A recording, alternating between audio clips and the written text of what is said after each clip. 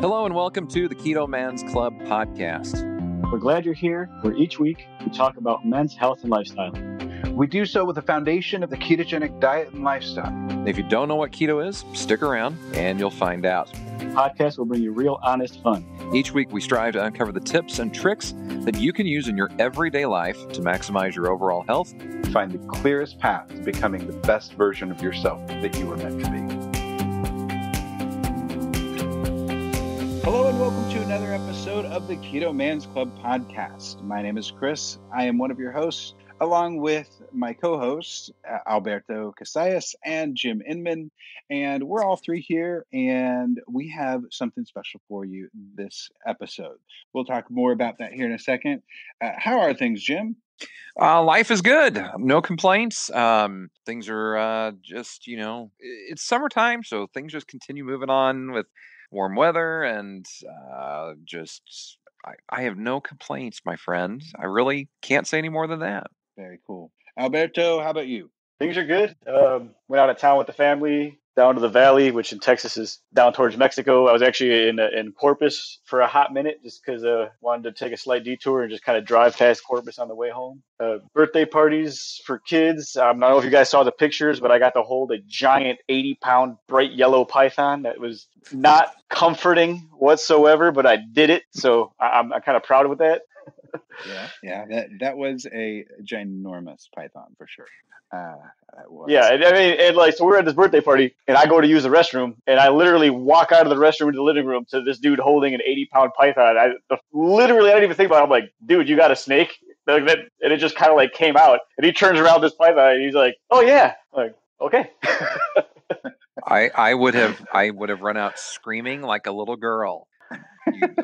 I 5 years old, family vacation to Disneyland, someplace down in Florida. We were in this big amphitheater, and they said, "Hey, little boy," there's like the whole show, and the person running the program said, "Hey, little boy, come up here, and we're gonna have you part of the act." Like, all right, I'll go down there. So I trot down there, and they have me turn around and face the audience. There's hundreds of people, and I'm like, okay, this is cool. And all of a sudden, that weight and that cold, slick skin on my back and on my neck, and I mean, I bolted. I hung on to my parents, like, get that thing off of me. That's the last time I touched a snake. You have it all you want, Alberto. All you, buddy.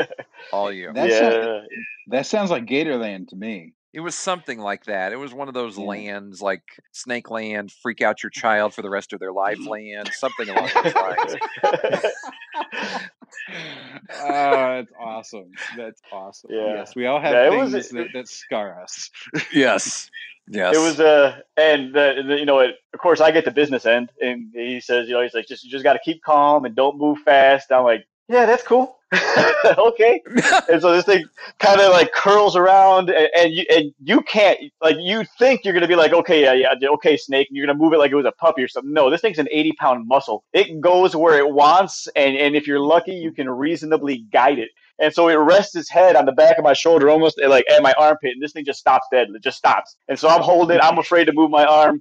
And it starts breathing, and it was the creepiest thing because it had like full, deep, human-like breaths, and it was just exhaling all over the back of my arm for about a good minute and a half. And I was just like, it was the weirdest experience, but it was so cool at the same time. Yeah, that's great. That's real. Jim's like, next topic, please.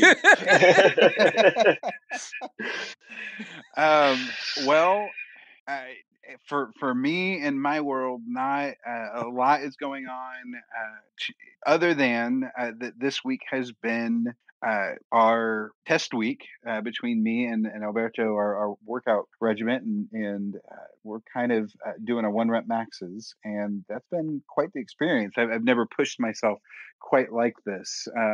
Alberto, what have been your impressions on? We both had a couple weeks off after doing our template here, and we're both seeing good numbers. What's been your takeaway? You're strong as hell, dude, and you didn't even know it. That's my takeaway. I don't even want to talk about myself. You're crushing it. Well, it was a really good week. Yeah, it has been a very good week, and I didn't even know it is absolutely true. And that I think that is my biggest takeaway is that I've never tested myself in these ways to begin with, so that's obviously a factor on all of this. But now that I'm starting to test, I'm realizing that I am far more capable of things than I would have guessed, and so I'm PRing in every one of these areas, but not just by a little. Like I'm not just hitting the theoretical 1 rep max that my app has been, providing me. It's like 20, 30 pounds more for the most part on all of these. Either that or these are just numbers like the 315 on the squat today.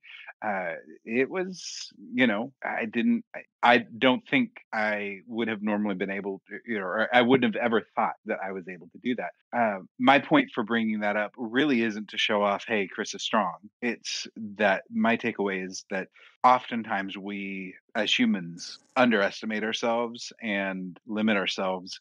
And if we can get outside of our head, if we can stop assuming or taking the advice of others or just using those subconscious limitations that we so often put on ourselves, we can do so much more than what we think is possible if we just allow ourselves to do that. And so when I walk this whole week, as I've been walking up to that bar, I've been going, okay, if I didn't have that number on my phone, what do I think I could do? Maybe, possibly. And then I'm like, add 5, add 10 to that. Let's try it. Because worst case, I fail, I bonk. It's no big deal. As long as I don't hurt myself and Alberto's there, he can watch me, he can help me. We're there for each other in that regard. And so I didn't have to be fearful of trying to do something on my own, which is also a nice thing. But yeah, that's my encouragement for our listeners. Don't limit yourself. So that brings me to that kind of ties in somewhat to our episode this week. Part of my rest week that I had in the last couple weeks was that I went to Arkansas and I spent some time on the Keto Savage compound with Robert Orion Sykes. And if you don't know him, look him up. He goes by Keto Savage. He has an apparel line. He's the creator of the Keto Brick. He's a keto fitness and wellness coach. He is a professional level bodybuilder, all of these things. He's all of that, and then he's just a really great guy on top of all of that. And so I got the chance to do some work with him, and we took a little bit of time and sat down and had a little bit of a discussion. I just recorded, or I set one of my field recorder in between us, and just kind of recorded it. So it's pretty impromptu. Guys, are from what you've listened to, are there any takeaways that the guys listening should be listening for, or anything like that before we get started into the actual interview? I think we should just let it speak for itself. I mean, it couldn't have been any better. It's kind of a special treat for you guys. I mean, there's a one-on-one, face-to-face. That is a slightly different experience. And I mean, tons of insight, tons of good information. He's just a genuine dude, and I think you guys are really, really going to enjoy it. I'm just going to echo what Alberto said. We've been able to share a lot of stories from the common man, so to speak, from the guys who have been on past episodes of the Keto Man's Club podcast, guys that are in our Facebook group and whatnot. So having it from a different angle and hearing the experience and everything, I really think everybody's going to enjoy it. Agreed. Okay, so without any further ado, without any further delay, let's go ahead and dive on in to my discussion with Robert Sykes.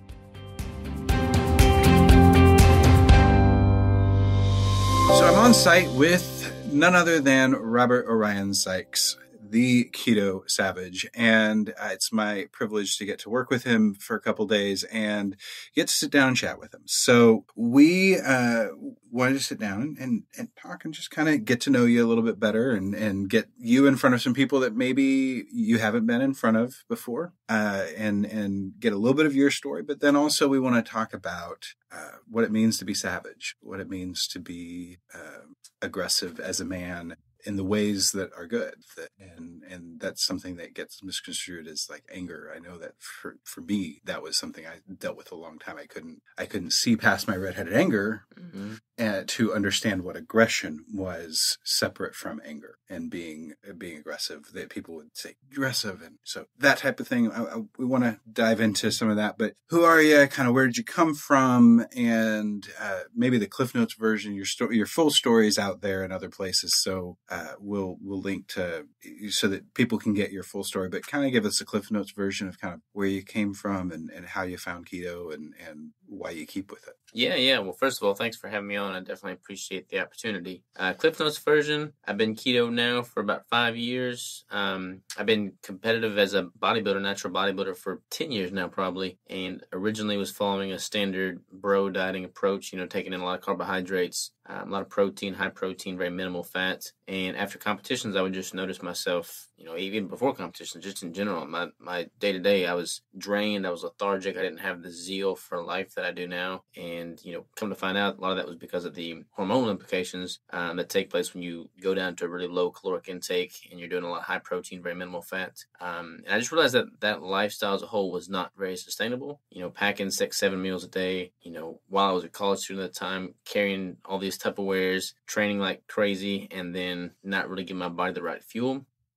And there was not really any insight into macronutrient and micronutrient quality. It was just tracking macros. And it's just not sustainable, not good. I developed a bunch of eating disorders and it's really started going downhill. After my third competition, I played around with carbohydrate backloading, which is basically the elimination of carbs in the early part of the day, which, I've later found out to be basically keto. And I noticed I just started feeling much better, and I would feel poorly when I introduced the carbs in the evening. So I started doing carb backloading without the carbs and didn't know what it was called, didn't know it was keto. But the deeper I dug into what it was and why it was working for me, that's when I found out what keto was. I listened to a Tim Ferriss podcast talking about keto with Dom DiAgostino.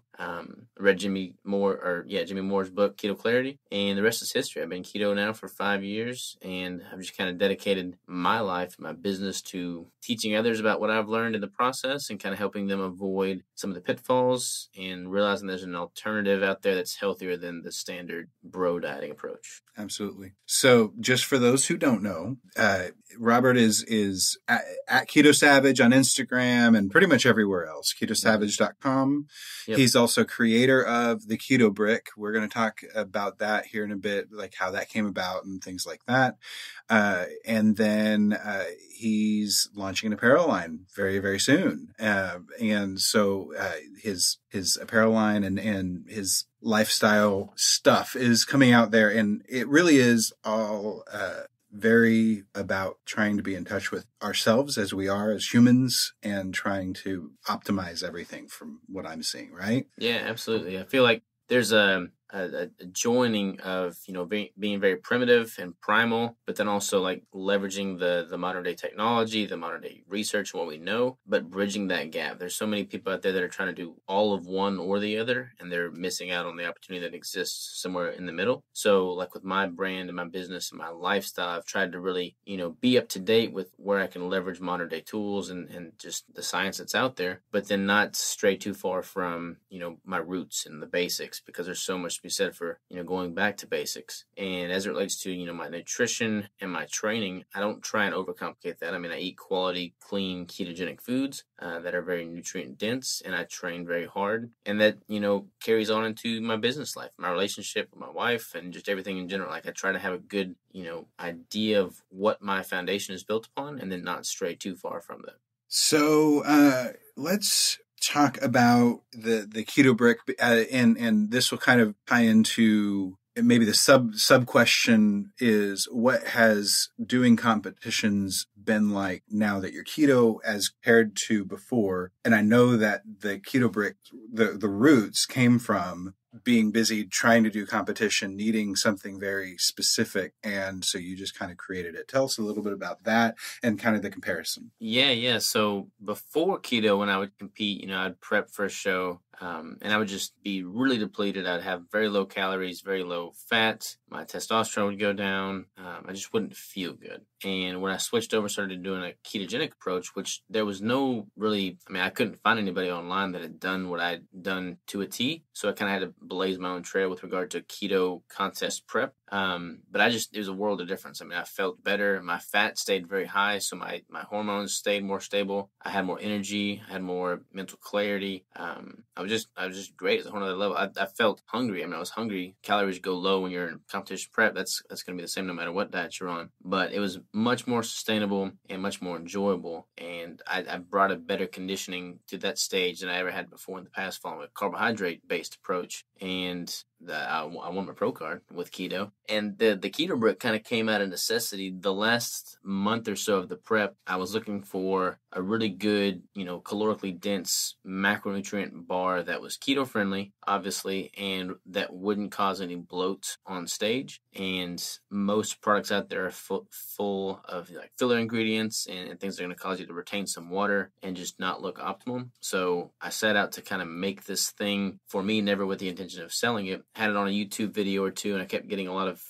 interest in it. What is this? Where can I get it? How do I make it? And I just like, it's just something I made for my prep. No worries. And my mom actually was like, you gotta start selling these things. I'm reading these YouTube comments, and everybody's asking about this keto brick. And I'm like, it's nothing. We kept getting these comments, and a couple months in, probably about 6 or 7 months in, we're like, okay, let's just see what happens. So Crystal and I started, putting our heads together, looking into health department rules and regulations. Started making different recipe formulations in our kitchen. Landed on something we thought worked well, and the rest is history. The keto brick was born, and it's been booming ever since. Yeah, it's been quite the thing to get to see in person the operation. It's being been publicized on YouTube through vlogs and just launch updates and everything else like that, chronicling this entire journey. And so, for those of you who haven't seen the videos, go to YouTube, check out the Keto Savage channel, and check out where this has come from, because it's just going to skyrocket from here. There's a new piece of equipment that was supposed to be in today. Yeah. And unfortunately, it didn't, but it's going to make them that much more efficient, that much more able to get this product created and out to the masses. And it's yummy. So, that's always helpful. That's always helpful. So one of the things that's a hallmark for you with keto specifically is you are, if there's camps in keto, on the very high fat side of things. Talk to us about that a little bit. Maybe the whys, but how it works for you and things like that. Yeah, it's a good question. And I don't like to, pigeonhole myself and say, like, this is who I am in the keto space, and I don't budge from this, because I try to have a pretty flexible demeanor about me and willing to learn, as new things and research and science comes to the keto space. But I definitely gravitate towards a more traditional, higher fat ratio keto. It's going to be different for everybody. There is a certain degree of individuality. Everybody's going to have a different fat threshold. Everybody's going to have a different protein threshold and even a different carbohydrate threshold. So you have to kind of experiment and see where your body responds best. But in working, with as many clients as I have, and also just all the self-experimentation I've done, I've definitely noticed that once you allow yourself to become truly, deeply keto adapted and maintain that deep state of ketosis for, extended periods of time, the body tends to operate most efficiently. When your fat ratio is a bit higher, you can tolerate more protein, it seems, the longer you're adapted to a point. But I feel like a lot of people that are just going way too high on the protein, they're not really tapping into their true potential, because their body's not, kind of having to adapt to that level of fat adaptation, because there's just so much excess carbohydrates and protein, other nutrients that aren't there. So I guess the follow-up to that is, are you like Danny Vega, and do you track every single macro that you eat, or are you more intuitive? I'm intuitive when I'm not prepping for a competition. When I'm prepping for a competition, I track everything to the macrogram. And I track when I'm doing like an experimentation or trying to manipulate something and see how my body responds. But if I'm just in an off season and my focus is more so on building muscle than it is to have a certain compositional look, and I'm okay with putting on a little extra body fat, then I won't track near as, religiously. I'll let myself loosen up a little bit, give myself the mental break necessary to make really strict dieting sustainable when that time comes. So to that regard, you have your macro calculator on the website, Mhm. and that it's a little bit unique because you have the phases. Can you talk about that a little bit? Why you've made it to where it's like the induction phase and then the maintenance and things like that? What's kind of contributed to, and is that, in your experience, is that something that's a better focus than just having one generic one, or just what have you found? So that's like my macro calculator is kind of broken down like that because it really points people in the direction of a rip the Band-Aid off approach, especially if you're just now starting the ketogenic diet, you're coming from a standard American diet where your protein and carbs are much higher, your fat's much lower. That macro calculator kind of advocates for, a higher fat ratio like we talked about before, but then also a very low carbohydrate intake, especially in the very beginning. So it's also got a slight, caloric deficit. So, keto, evolutionary speaking, is designed to kind of give your body and brain what it needs in states of very low calorie intake, a fasting state. So if you're dropping those calories initially, you're going to be able to ramp up that ketone production, especially if carbohydrates are very low and the fat ratio is very high. So it just kind of primes the pump, so to speak, to really get you adapted more quickly. And then as you adapt, you're able to tolerate a little bit more carbohydrate, a little bit more protein to figure out what that threshold for you is. Cool. So let's talk about the body fat percentage thing. You talked about, you previously during the competitions would get your body fat percentage very low. Pre-keto, that messed up with the hormones. What was your body fat percentage roughly whenever you did your keto comp? I got down to about 3.5% body fat, which is freakishly lean, not sustainable long term by any means, keto or not. But it was insane, man. I mean, I had I've been lean at every show, and I placed well at every show, but the conditioning and just like the vascularity, like the thinness of the skin with a ketogenic approach was just so far above what I'd ever been able to obtain with a carbohydrate-based approach that it left me wanting nothing more. I mean, I'm not planning on going back to carbs anytime soon. Yeah. When's your next competition? 2020. I'm going to start prepping probably November 1st of this year, and then I've taken a couple years off to put on some more size. As a natural athlete, it's important to give yourself enough time to actually have a true off season. So that said, I've had a productive off season, and I'm about to bring the house down when I return to the stage. That's the goal anyways. Awesome. So let's get into the real meat that I'm most interested in. And the question that Alberto passed along was, what drives you? Ooh, that's a deep question. It's changed, honestly. I mean, it's changed a lot with the business too. And the business has taught me so much about myself. Competitions taught me so much about myself. Like anytime you're doing a competition prep and you push yourself that hard for so long without wavering, you dig deep and you figure out who you are. And I've learned a lot of those lessons, in a different light through the business and owning the business and having employees now. Like I have a lot of responsibility. A lot of people are depending on me, and it's hard, man. It's hard to put yourself out there into the space, give it your all, and then be met with criticism and be met with, failures. It's hard to put yourself out there and know what your intentions are, and then people just not get it.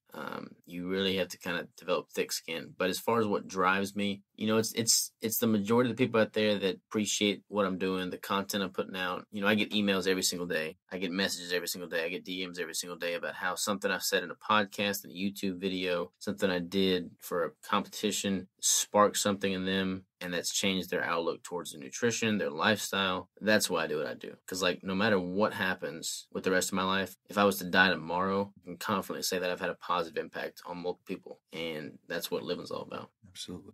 So your moniker, The Savage, it's in all of your branding and everything associated with what you're doing as a business and as a influencer. What does Savage mean to you? So Savage, it's kind of, like I said, bridging the gap between the old and the new. A lot of people lean too heavily on the convenience that modern day brings us. They've stepped away from just that raw primitive instinct that used to be what allowed us to survive. And for me, I want to kind of bring that back in my business, my branding, my training, and have that measured approach to things, but then just really lean on that primitive raw power. And when that is harnessed correctly and channeled in a positive way, there's so much more you can accomplish and so much more you can do to help others. And if you have that channeled correctly and you're adding a positive impact, you're adding more value than you're taking, then you're going to be able to live a more fulfilled life. What are some of the,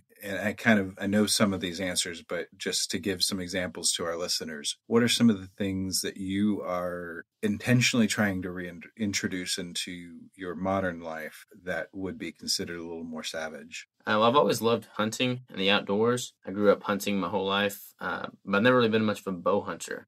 Nobody in my family had. I hadn't been raised, hunting with a bow. But bow hunting is a very primitive sport. It's kind of like the art of hunting. So this year I'm making it a point to learn my archery skills, improve my archery skills, and hunt. Not necessarily completely with archery, but I plan on harvesting my game this year with a bow. I think that's a good way to get back to our roots, back in nature, back to an art form that is waning. Actually, I think it's coming back a little bit more now. I feel like archery is starting to become, quote unquote, cool again, which is exciting for me to see. But that's definitely one thing that I'm trying to really learn and bring back to my life. And archery or otherwise, you've done a couple retreats on your ranch where you and Brian and Danny, you just didn't eat unless you caught it, or at least you were not going to eat anything until you had shot or killed something. Yeah. I mean, we did that trip, and the rule was we couldn't eat until we had killed something to eat. And then when we had done that, we unlocked the brick, so we could eat a keto brick at that point to kind of fatten up whatever lean game that we had caught or killed. But yeah, I feel like, kind of going back to the convenience thing. People can walk into a grocery store, they can walk into a gas station, throw a couple quarters on the counter and get some crappy, prepackaged food. There's a lot to be said for having to go out into the wild, harvest your own food, process your own food, cook your own food, and eat your own food. And the satisfaction and fulfillment you get from doing that is just so much more so than you can get from just walking into a store and buying something. Like having to work for everything you have in life is the coolest sensation. I know that trip for Danny was life-changing because he talks about it on Instagram and on the podcast that for him was very much just, I killed my first deer and I processed it the same day. He was actually posting about that today or yesterday, and how this year has been a transformational year for him in that nature, being more savage, getting back more further to his roots. And that, I think that's something a lot of us, myself included, kind of have lacked. I've grown up, I was born in 81, so I've grown up through the technology boom. I've been, 100% the computer geek and all of that. And it served me well career-wise and everything else. But I did tech support for 15 years before I realized that sitting in a chair at a desk for 40 plus hours a week was slowly but surely going to kill me. Mm-hmm. And so I realized that I had to do something, and I tried to do a few things, but they never did work. And then I found keto, and that's my own story that I'll tell on another day. But part of my journey as I've regained my health has also been finding the gym and finding that aggression. And so what are your tips in that regard? I got to work out with you today in the gym and get to see you in your own element. We worked out last year at KetoCon, but as is natural, you probably weren't as intense as what you were here today. You're pretty intense in the gym. See, it's funny because, we were filming today. So today was I had a couple intense moments, but it wasn't, crazy. Mm-hmm. I wish I could nobody sees my crazy because there's never a camera when I'm crazy, because it's hard to film and have an eye towards, the angles and the shots and, how's this going to look on YouTube. Do, a tutorial video and just let yourself go. There's got to be a separation there to truly let yourself go. So we'll have to try to let the camera sometime. I'll show you. Yeah. Savage. But yeah, for me, training, you look back hundreds of years ago, and we were literally fighting on a day-to-day basis for survival. We had battles, there were wars, people they would wake up and they didn't know if they were going to be at war that day, they didn't know if they were going to have food that day. There was just a lot of obstacles. Now there are still obstacles for people, especially depending on where you're located, et cetera, et cetera. But for the most part, especially if you're living in America, you've got it pretty easy in the grand scheme of things. To me, the gym is kind of my self-induced battlefield. It's my outlet to just fight for something. So when I'm in the gym, I'm trying to have a very, very methodical, meditative approach to my lifting and really focus on the mind-muscle connection, but then also just be truly raw and powerful and let myself go. So I love it, man. Like, the gym is therapy for me. As far as tips and tricks, I honestly do not have. It's kind of funny because I've trained for so many years that I've got I'm very in tune with my muscles and my body mechanics, how I move, the different lifts that stimulate those muscles. But I'm not like a anatomy guru. Like, I don't know all the specifics that, people learn in a textbook. I've just learned it through self-experimentation, and then I just train hard and train heavy, and that's worked pretty well for me. Yeah. So let's talk a little bit about business. I know you love to talk about business, and we've got a lot of business people, whether they're in a corporate job or they're working for themselves as an entrepreneur, or they're a boss somewhere. Mm-hmm. You went from working a corporate job, the railroad, correct? Yeah, the manager at the railroad. Yeah. So you went from working a corporate job to launching your own brand, becoming a content creator, creating Keto Brick, and now you've got your multiple employees and multiple product lines, and there's all these balls in the air that you're constantly juggling. You've not, like, this has been probably the most calm that you and I have been in the last 48 hours since we started, hit the ground running Tuesday morning. So talk a little bit about what it has been like on that journey, going from the 9 to 5 to the 24, because it's pretty much a 24-hour life for you at this point. Yeah, there's nothing else like it. I mean, it's kind of funny, man. Like, when you start your own business, you become an entrepreneur, you notice yourself slipping in your relationship with the people you had before. And it's not because you don't care about them anymore, but it's because there's much less for y'all to relate on.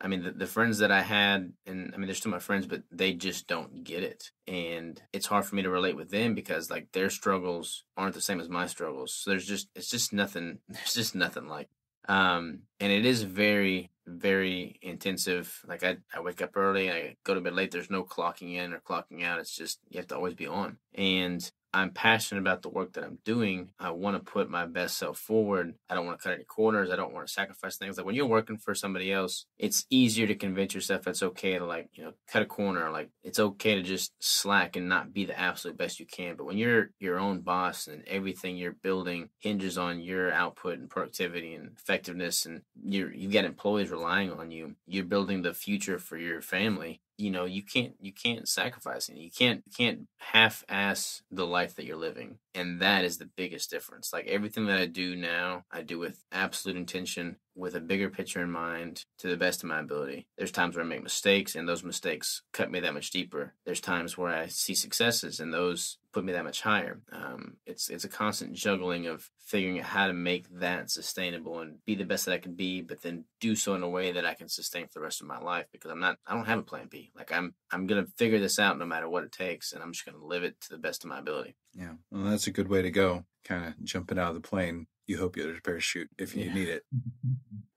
So you've got, this is a question that I ask most of our guests on the podcast is if you were to have the chance to talk to yourself or a person that's in a similar situation that you were pre-keto, pre-finding the savage life, pre-finding what it means to be an entrepreneur and be that primal man that you're trying to be now, what would you tell them? What would you want to know yourself then that you now know?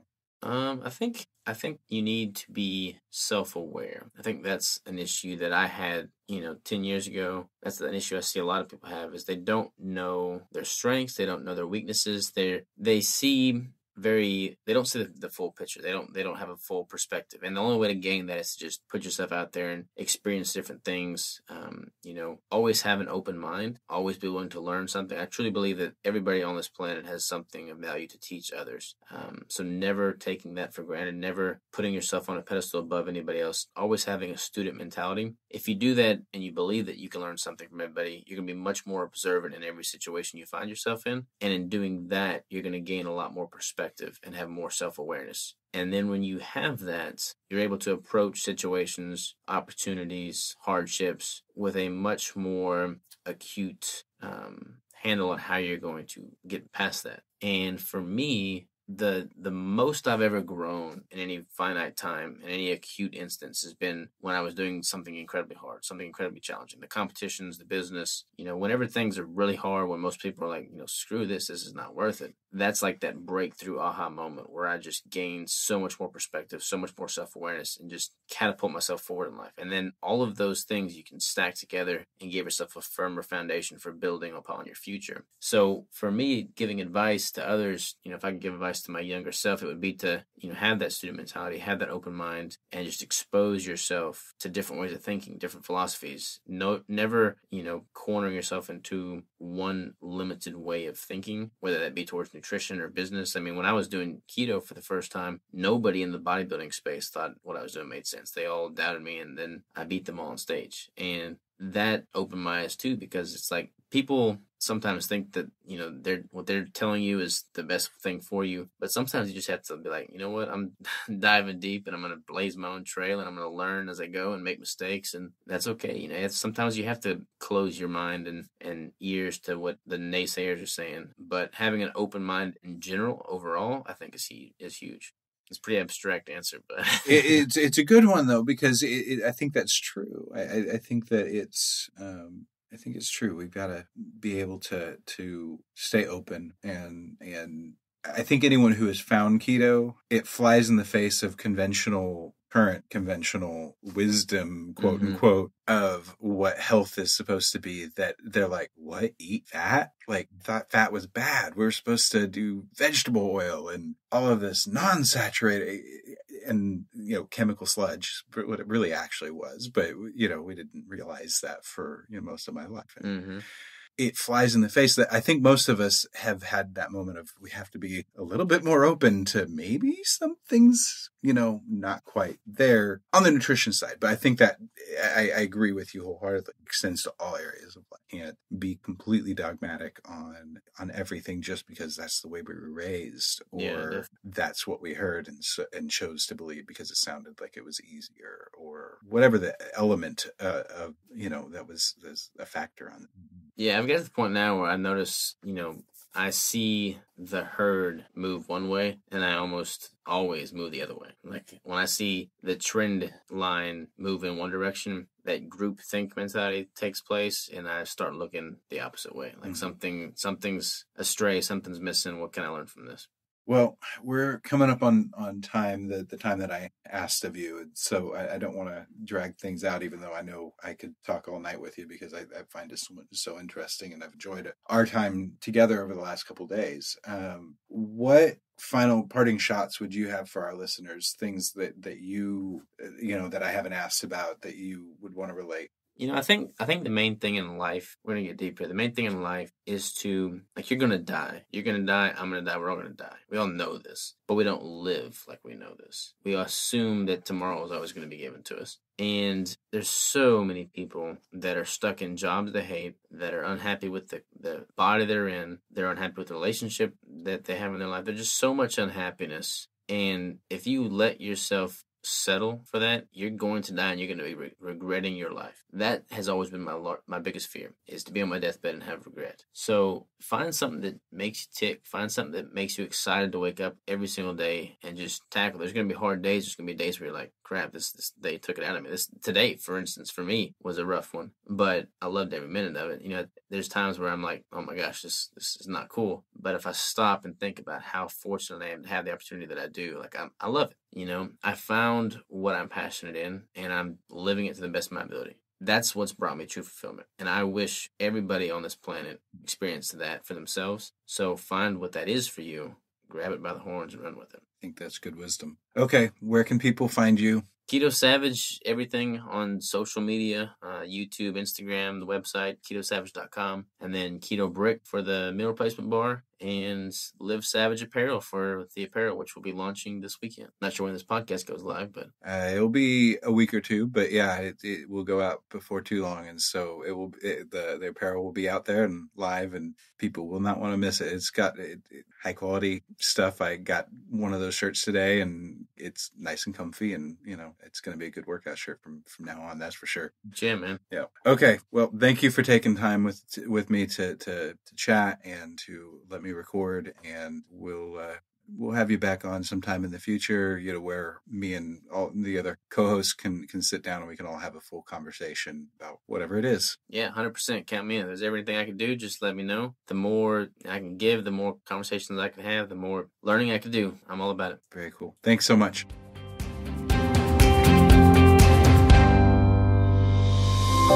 Okay, well, that was our discussion with Robert Sykes, and I really enjoyed getting to sit down and talk with him. And to be very honest with you guys, after the recorder got turned off, we sat there and we talked for another 30 or 40 minutes between ourselves, back and forth, talking about life and performance and everything. Alberto, Jim, what kind of were from the interview? What were some of your favorite takeaways from what you heard from Robert, or from what we were talking about?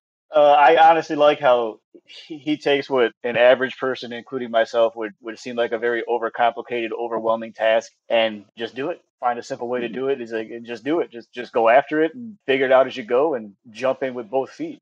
Yeah.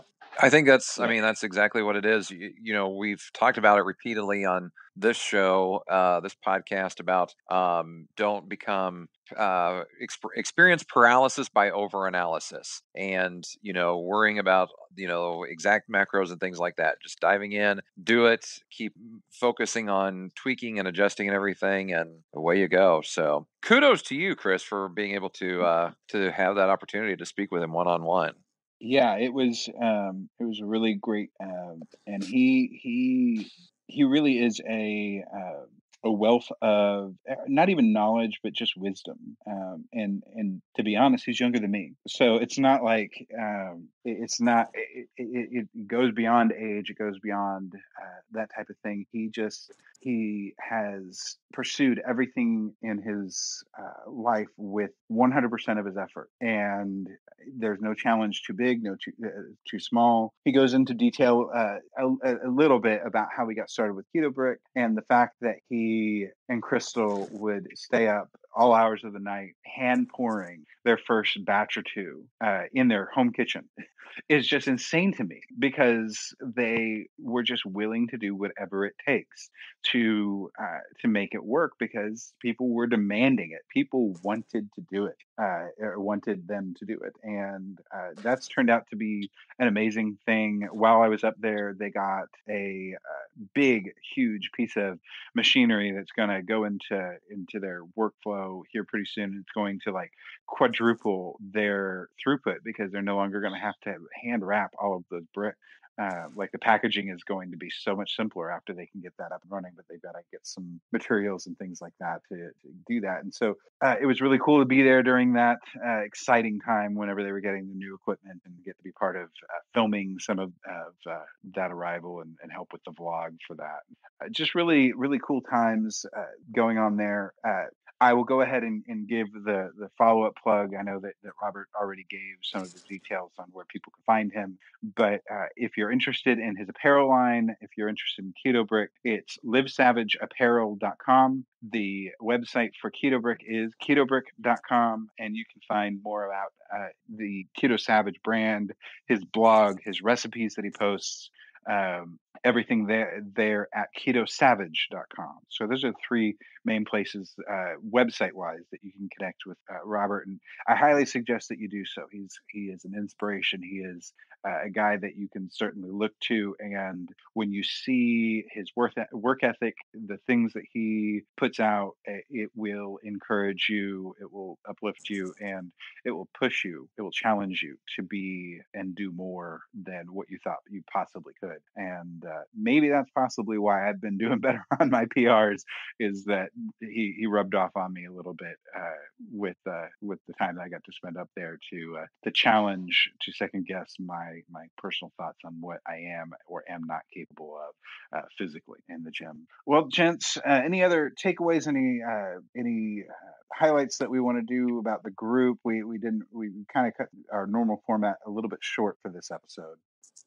One of our members, Mike J, posted his transformation picture. Mhm. He didn't add any stats to it whatsoever, but I mean, the guy clearly lost a ton of weight, put on a ton of muscle. Looks great. He didn't provide a whole lot of information, but I just want to give him props because he did a great job, Sure. doing a great Yeah. job.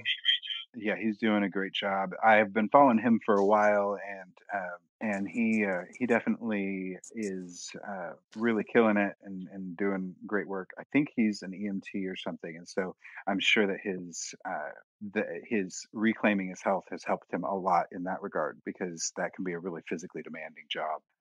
Well, Jim, any takeaways for you? Any call outs? I just think it's the general supportiveness of the group. I'm looking through the group right now on our Facebook page, and our Facebook group, I should say, kind of redundant there in my comment, but everybody is at different points in this journey, and there's no perfect solution for anyone and everyone about how to make it where they want to be. Some guys are starting out, some guys are at the end, some guys are right in the middle, some are just, back and forth kind of thing and whatnot. So don't feel, when you hear these stories from our members in the group who share on the podcast with you about their personal successes and everything, everybody's had a roadblock, everybody's had a hit, struggle, whatever the case may be. That's the benefit of 2,500 plus guys pulling for you.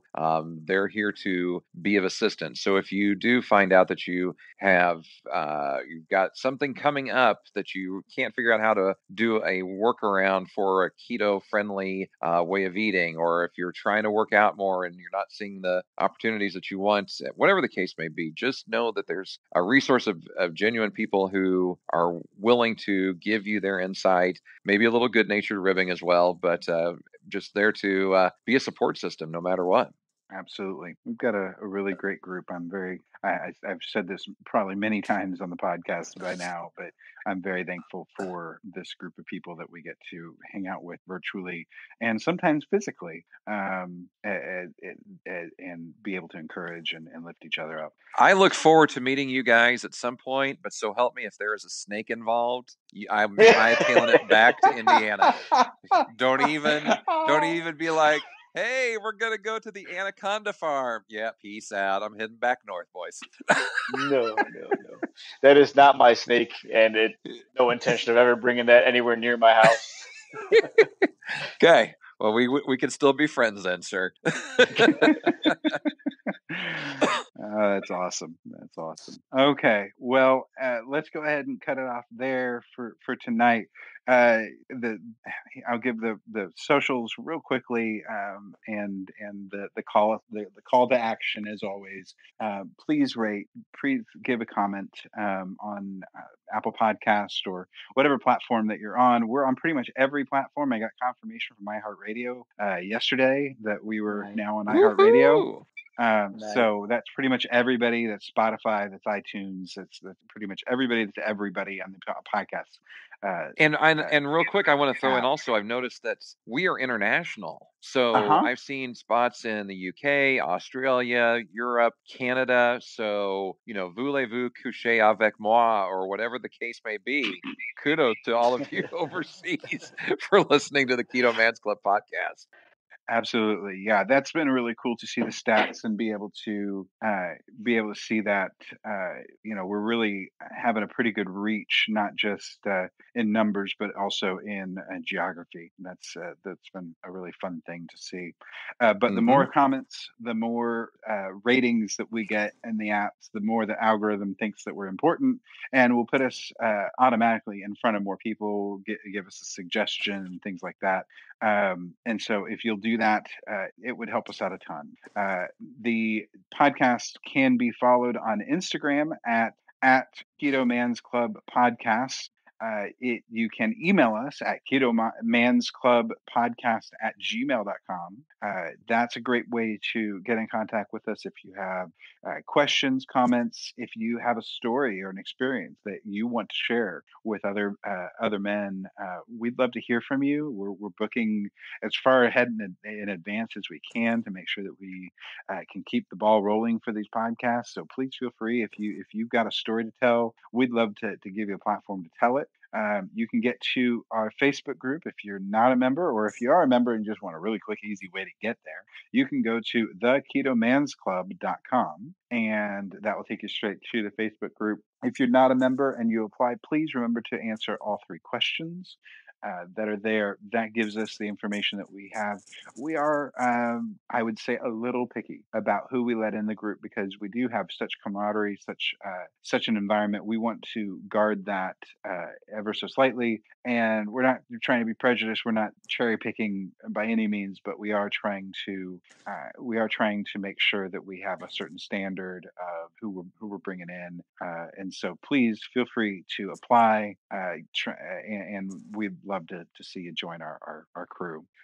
You can reach all 3 of us in the group on Facebook. That's probably really the best way to get in contact with us.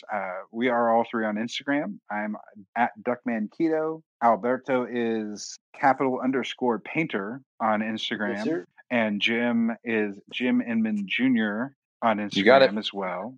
And so you can reach out. There's links to those in the show notes as well. So don't worry about taking notes. They're there for you. So you can just click on those links. We'd love you to follow us, but most of the easy way to get in contact with us is just reach out to us in the group, and we'll be there probably within minutes. If I'm in front of my computer, that's for sure the case, which I'm always in front of a computer for the most part. So, yeah. Well, thank you for tuning in. We're very thankful to Robert for being on the podcast and sharing his story and his experience and wisdom with us. And until next week, have a wonderful week. Thank you for joining us for the Keto Man's Club podcast. Your support means the world to us. Don't forget to subscribe so you don't miss an episode. Would you help us spread the word about the Keto Man's Club by sharing with your friends and family? We're available on all podcast platforms, so just search for Keto Man's Club and you'll find us. If you would like to connect with us, you can do so a number of ways. Our web address leads to our Facebook group, theketomansclub.com. That's TheKetoMansClub.com. You can also follow us on Instagram at Keto Man's Club Podcast. Lastly, if you have any comments or questions, feel free to reach out via email to KetoMansClubPodcast@gmail.com. Thank you again for joining us today, and we look forward to hanging out with you again next week.